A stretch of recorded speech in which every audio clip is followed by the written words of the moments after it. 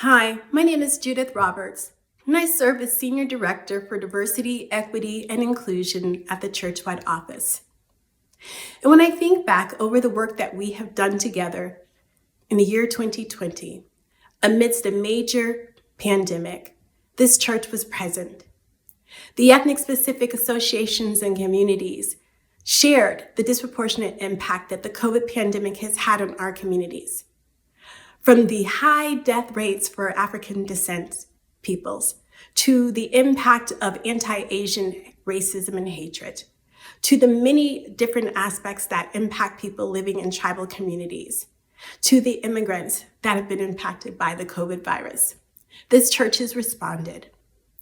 And when a young Black man in Georgia was shot down for jogging in a community by two white men, this church and its leadership in the Southeastern Synod decided to confront white supremacy by hosting an event that brought our church together.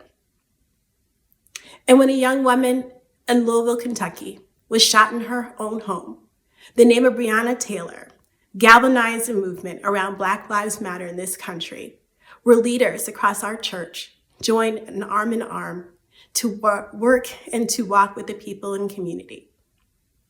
And when the story of George Floyd, a young man who was killed by police officers in Minneapolis, this church opened its doors and they called leaders to march in solidarity in the streets. And this church will continue to show up as we live into future church. That the work of racial justice is important to our denomination. The work of racial justice is important to this church's journey. The work of racial justice is important as we think about our baptismal call to strive for justice and peace for all the world.